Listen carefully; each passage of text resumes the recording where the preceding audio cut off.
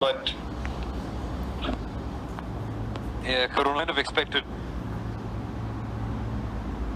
it to go ahead in March, but it's virtually April now, and we haven't even seen a single race. Yeah. Then, so what's what do you think? Are we gonna have a season first of all? I mean, considering all things, I think we can have it halfway through. I mean, it all largely depends on how we're able to find a cure for the coronavirus and how soon it gets subsided, you could say, pretty much. But if it does, I think they will try to fit in as many races as they can. I think the requirement officially is to have 16 races to make a season. I mean, they have to cram things in, they'll have to cut the summer break short, and then if it happens, surely it should be good for us. Okay. And what's your take? What's your take about this? I'm guessing there's going to be a non-championship season. Yeah. Yeah. Hey, Saurav joined us. Saurav, how are you? Hey, Saurav. Kunal is here. Hello, Kunal. You're going to shortly switch to your account. I think Kunal's going to join from the fan hub account, if I'm not wrong. Yeah? Yeah. So then, okay, someone says the vaccine is going to take 18 months. Yeah, I'm sure it's going to take, but still we have hopes that the virus suddenly goes off poof. And exactly. Yeah, but and another major factor is that they have actually postponed the regulations for 2021 to 2022. That's so sad, man. That's so sad. That's super sad. I mean, yeah. I was really looking forward to 2021. I had a little bit hopes that Nando might make a comeback. Now I think it's not possible anymore. Yeah. I mean, hopefully it does. Yeah, Sunil, Kunal, what's your take on this? I'll just get in and allow you to get in. Yeah. Okay, let me invite Kunal.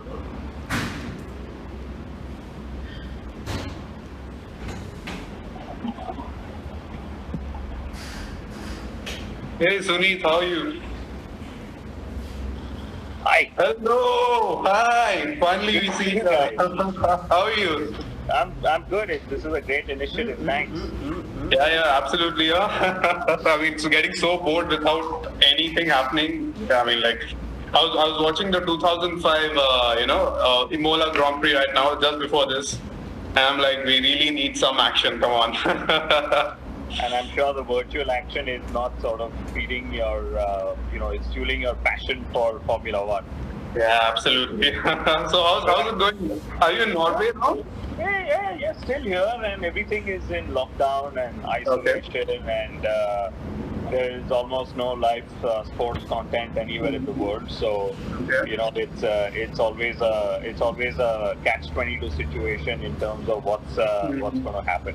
But I was hearing the discussion that you and Soumil had about 2021 regulations being moved to 2022. So from a fan point of view, it's very disappointing because there's just so much hope. Yeah, there's just so much hope that we'll finally have Formula One the way we all dream for it to be. Yeah, I mean, like a level playing field. You never know who's gonna come first. And you have Aston Martin. Okay, that's a question which I have. So is Aston Martin gonna join from 2021, or are they gonna wait till 2022? I think they'll just join from next year because it's probably just a contractual thing of when they join. I don't believe that their joining has anything to do with the regulations. Okay. It's probably just a branding extension that they're doing, because they have the same owners. But from a financial point of view, it makes a lot of sense to delay the regulations till 2022. It makes a lot of sense to freeze development of the chassis, for 2020 and 2021 as well. And it's 12 to 14 months down the line is when Formula One teams will see the loss of revenue from these cancelled races. Okay, so I'm all for the postponement from a general ecosystem point of view. The fans have to bear with it, for some more. I'm happy to come. Yeah. But I think it's a really, it's good for the Formula One teams. But for me, I was disappointed for the reason that Hamilton's going to win 2 more world championships. You never know. If Helmut Marko's to be believed, it could be Max Verstappen winning this year. Max Verstappen, yeah, I really hope he does something. He wants him to get the virus right now so that while the time the season starts, others are like, they have the complications. But I mean, he'll develop an immunity. So yeah, he's a mad guy. He's a mad guy. So, but yeah, I mean, like I don't know. I mean, right now, I'm even worried about this guy, Daniel Ricciardo. What do you think about him? Is he going to be in for one last season, or is he going to make a change? It all depends on what Sebastian Vettel does, honestly. If, Vettel decides to stay, irrespective of the rumors of a pay cut or whatever it may be, if Vettel decides to stay for a season or two, then I believe it's going to be status quo for everyone. Yep. Okay, I have a question here. It says, this one. Will Aston Martin rope in Toto Wolff? What's happening there? It's not as straightforward to get Toto Wolff out, because he keeps emphasizing in his press conferences and media statements that he's actually a part share owner of the Mercedes Formula One team. So also I'm sure there are lots of competitive clauses that have been put in where he can't join a competitor team or buy a share there or so on and so forth. So it's not as straightforward as, say, somebody like Mattia Binotto being pulled out of Ferrari because he's probably there as an employee, whereas Toto Wolff is there as a shareholder. But what does Soumil think? We should hear him. I think you should switch to his audio and see what he says. Okay, I think you both should. I think I have to add Soumil, right? If I'm not wrong, yeah. Is okay. I think we can't have. I wish we had like one more screen over here, but we can't, unfortunately. But let's see. Can I add Soumil? Okay, so I'll add Soumil then, and I'll get back to you soon. Yes, I'm on. Yep. All right. Yeah. See ya. Here we have Soumil.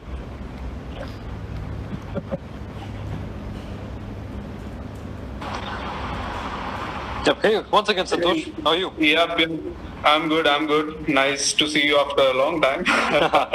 Anyway, good point by Kunal over there. Good point by Kunal over there about, it's not that easy to get, say, someone like Toto Wolff out of Mercedes, because as you rightly mentioned, he's more than just an employee. He's actually a shareholder in the Mercedes group. And getting him out of that team will be quite challenging. But that said, if they can get it done, remember, because Toto Wolff was a part of Williams as well previously, and he sold his share over there to become a part of Mercedes. It's all about the paycheck at the end of the day. And if he genuinely believes in the program, in the Aston Martin one, then just like he did with Williams, he can pull out of here, get to Aston Martin, put his money over there, and perhaps help it develop later on. Okay, I think Kunal can't hear the audio feed. I'm not sure. Okay, I'm not sure. That's strange. But, yeah, that's strange. Okay, anyway, that'll be interesting. I mean, there's a good chance of Mercedes leaving Formula One. What do you think? Will they be around for a long time? Because I'm working for them, and I don't see things going fine right now. Whatever happens, They are all over the place, by the way. They are legit all over the place, and exactly. And I'm not sure if it's a priority for them, but I hope it is, because all the success. Yeah.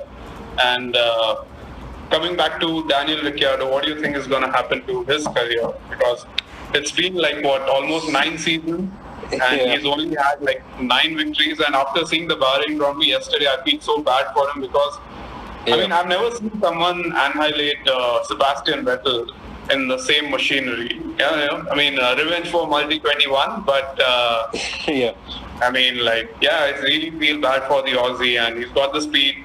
He's beaten Nico Hülkenberg straight and fair. So, what do you think? What should he do now next? Firstly, I don't really feel that his statistics give justice to his talent and the way that he performs. Absolutely. And nine victories is just not enough for a driver of his caliber. And that's it. It's a funny stage at this moment, because the very reason why you joined Renault is because you showed them your trust towards 2021, towards the big year. But that said, the performances in 2019 were disastrous, you could say, in a way. They didn't really improve at all. And in 2020, it did offer them a chance. I mean, we wouldn't know until the first race happens about how much they have improved. But if they don't perform well this year, if Renault don't do well, I Ricciardo don't may as well leave. understand. Is there like no end to the runway for Cyril? Like he's been Yeah, exactly. promising so much and not delivering anything basically Yeah. for the past. I think they need a change. It's been. I think they really do. I mean, on the face of it, you could say, yeah, Renault has improved. I mean, from where they were in 2016 to where they are now, it's a definite improvement. But within 4 years, Mercedes was able to deliver a championship. I mean, of course, you need one big regulation change for that. But if Renault do not perform well this year, I don't think Ricciardo will have the trust going forward. And that just kind of puts his entire move to Renault in a bit of a jeopardy, because why else would he join Renault? You know for a fact that in 2019 and in 2020, they are not going to be championship contenders.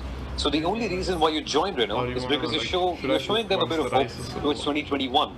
If he doesn't stay there for that very crucial year, I think it's going to be a bit funny, his whole scenario of going to Renault and all that.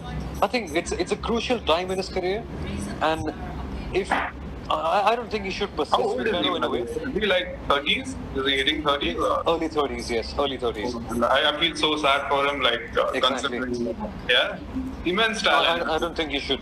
I don't think he should stay at Renault. I mean, I really love the way he's held up his ground against Max Verstappen. Like someone like Max Verstappen, you know what he can do to, like, for example, Pierre Exactly. Gasly. But Exactly. Danny was like right over there at Verstappen stage. So I really miss that duo, man. Like But considering. that would have been one good battle.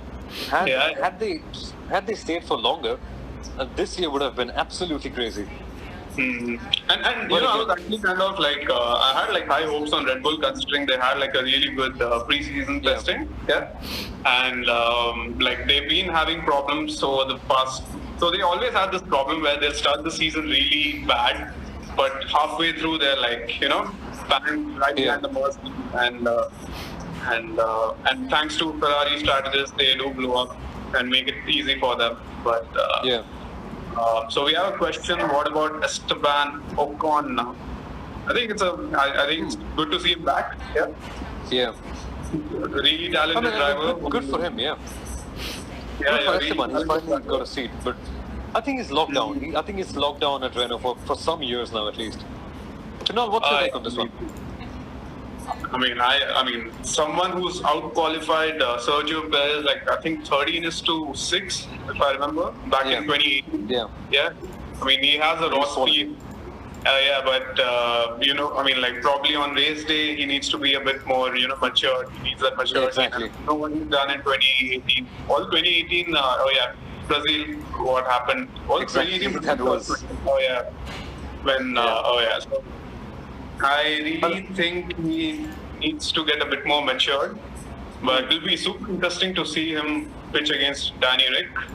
Exactly. And I think it's one of the strong. What I really want to see with Esteban Ocon is how he comes back after being a bit rusty.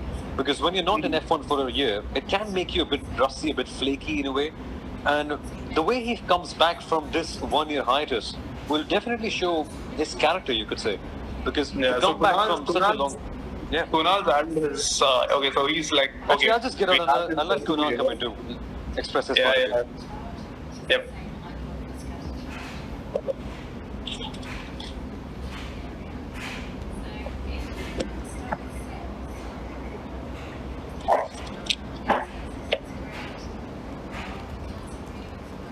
Hey. Hi, Kunal. I hope you could hear us. Yes, I could actually. I had to just get out and then come back in and so on.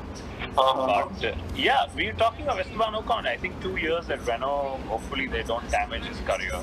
If he doesn't have if they don't have a good car, you'll never be able to see if he could actually go up against Ricciardo, as one would expect him to, because that's a very exciting duel for all of Formula One to follow.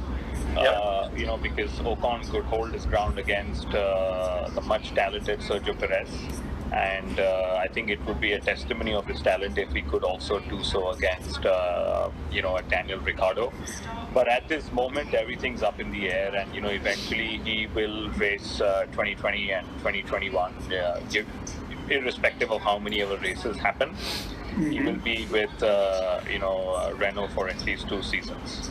Okay, so we have a question. So will Vettel lose his confidence if he gets a pay cut?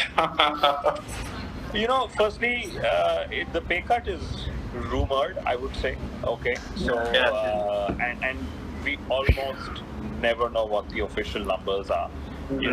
Typically for the last several seasons that I remember, 3-4 weeks before a new season starts, there is some media outlet that will release, what Formula One drivers would be paid for that season and so on. And I almost never sort of fall for them because there are so many variables. There's a fixed fee, there's a variable fee, then there are earnings from sponsors, and lots of ancillary revenue that drivers make. But back to Vettel and the pay cut. I don't think he's in a stage in his career where a pay cut would demotivate him, or a pay rise would motivate him further. He's made his millions when he had to. I think the only demotivating factor, if at all there could be one in Vettel's career, would be about the fact that Ferrari has already switched loyalties to Charles Leclerc.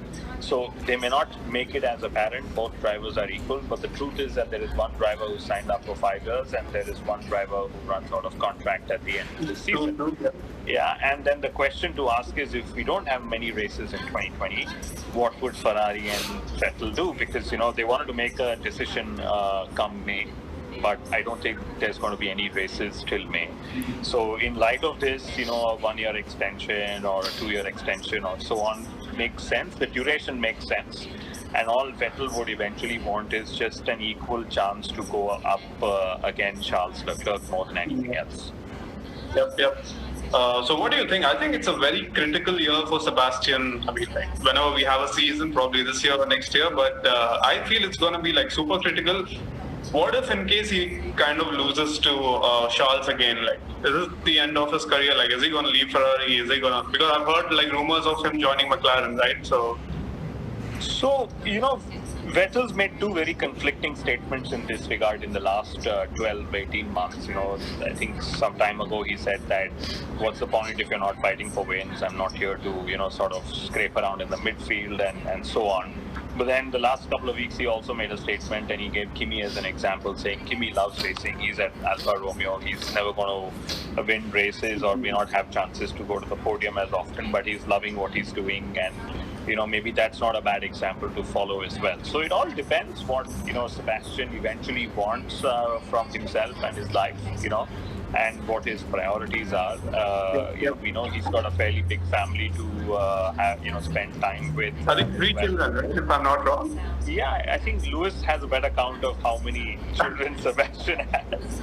But I just think that Vettel will choose either between life or Formula One, and not between Ferrari and McLaren or Renault or whoever else, and then see where it takes him. Because I think after 3 seasons of struggling to get Ferrari to help him deliver a World Championship campaign, so to say, he'll probably also be tired to want to go to a midfield and fight for the last point scoring positions or so on and so forth. So it's all pretty open in the air. If I was Vettel, I would probably just stay at Ferrari, because that's probably the fastest car that I could get at the moment, and then really work on delivering an error-free season against Charles Leclerc, and then hope that that is enough to keep Charles at bay. Okay, I have a question. We've seen qualifying-wise, Charles has had an upper hand over Vettel. But what about race pace? For example, what happened in Russia, right? It was Charles just couldn't keep up with Vettel's pace. I mean, I know Charles is super fast on a race day too, but what do you think? Does Sebastian have an upper hand over there, or? I mean, he's definitely got a lot more experience in Formula One. He's got a lot more experience in Ferrari. He's also got a lot more experience with the Pirelli tires that they're racing on, and so on, right? So, in the overall scheme of things, yes, it does seem like, Vettel is able to make his tires last longer and sort of have the strategy advantage, as we even saw, for example, in Singapore and so on, right? In the eventual scheme of things, you assume, and you actually will know that, Charles will also end up learning the tricks of the trade, and he seems to be a very introspective guy. We've all seen him, how honest he is on the radio with himself and his mistakes, and his self-criticism is very endearing to see, because you don't really see a lot of professional athletes do it out in the public domain the way he does, right? So that's a great talent that Charles has. I love how he speaks to himself in third person on the radio. Absolutely. And he won't be like, shit, I made a mistake. He'll be like, shit, Charles, no, you shouldn't make a mistake. So interesting personalities. And it's actually true. Like, I think he has this tendency to make a lot of mistakes.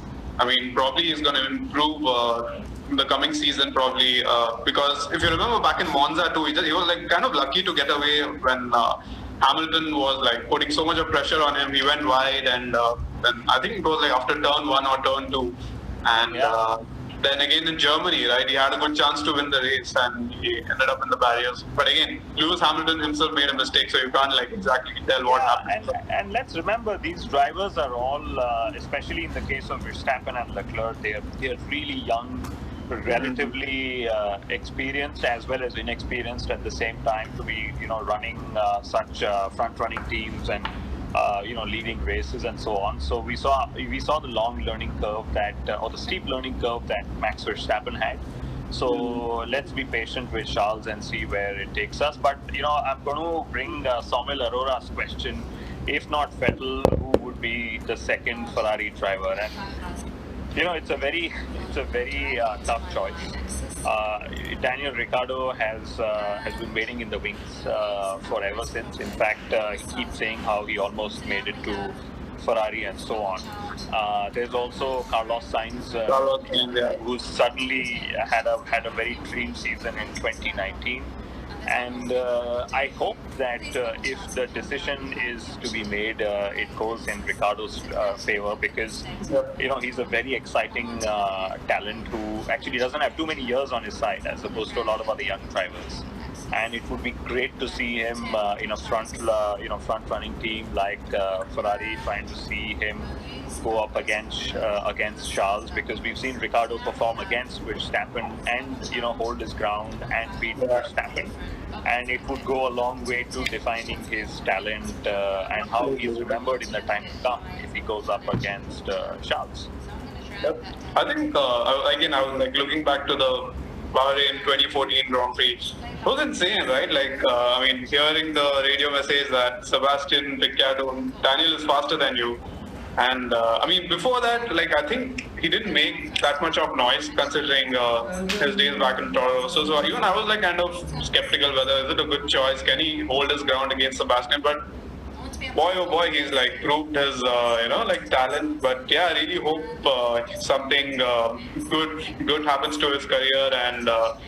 And coming back to Max Verstappen, what do you think? Like, when is he going to win a world championship? As simple as that.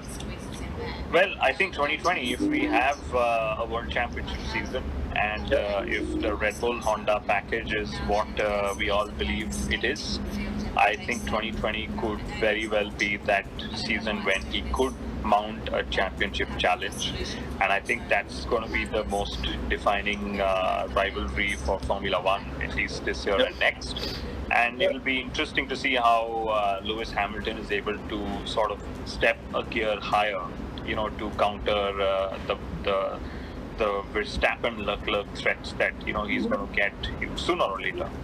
Yeah. Okay, my favorite question: is there any chance for Fernando Alonso to make a comeback? My answer would be no. There is a chance, but the chance may not come with the teams that he may want. The teams that we would want to see him with. And I think we should probably enjoy Alonso enjoying other motorsport pursuits rather than trying to get him back to Formula One. It seems like he's enjoying himself that much more, trying Qatar and trying everything else, including and so on. And yes, I agree with Shijil that it is painful to see that Ferrari has killed good talents and careers of Alonso and Vettel, and there's a lot of frustration. Let's hope it doesn't go the same way with Charles. actually, and okay, so let's see more. What questions do we have more? Right. Okay, I think we've covered most. Okay, Soumil says Vettel will have as many number of children as the number of world championships he has. Okay. You should get him on and ask him who Ferrari should have, if not Vettel. Yeah, I mean, what about Alex Albon? What do you think? Will he? Considering he's done a really decent, not decent, he's done a good job against Max. On halfway through the season, he had to join a team like Red Bull, where they kind of openly favor someone like Verstappen. But after I think Brazilian Grand Prix, the overtake he's made on Sebastian Vettel, I think he's a really exciting prospect. So, what do you think of his future? I think what worked in Alex's favor in 2019 is that he brought a very positive attitude and he didn't succumb under the pressure of the Red Bull racing environment as opposed to Pierre Gasly. I hope he gets a full season to sort of settle down and show what he's capable of doing. Okay, but the truth also is that Alex is not been able to get into the points drivers have found lacking and so on. Like you said, he showed some glimpses of this in Brazil last year and so on. But I think that's going to be the key metric for his measurement, that what is he able to snatch away from the other teams and drivers while still trying to match Max Verstappen. So it's going to be like a dual success metric for him. How far is he in qualifying and race pace from Max, but at the same time, is he able to bring in those vital championship points from other rivals from other teams? Yeah, but considering Red Bull the kind of team they are, they've kind of almost destroyed the careers of their second drivers, be it Mark Webber or so that's what I fear for Alex, because he's still too young and something what happened to Gasly. But I'm really hats off to Gasly that he went back to Toro Rosso and he's he has re-established his reputation and so I'm hoping that things don't go that way for Alex. And, but I'll be a little selfish. I hope that one of the Toro Rosso drivers sort of don't end up performing as well as Helmut Marko would like in 2020, because if Jehan Daruvala has a great season in Formula 2, this is assuming that if we have a season at all, then we never know if Jehan ends up getting a test, or given how crazy Red Bull can be with their promotions and so on, he is literally second in line to try and get a seat there. Let's see how it goes. It's an interesting prospect to think about it. I think if anyone, probably Daniel Kvyat might get dropped, and you'll have Jehan take a seat probably. Yeah, you never know. I wouldn't bet on which driver as long as it's one of the drivers. Yeah. All right. So let's get back to Soumil and let's see what he has to say. Yeah. Okay.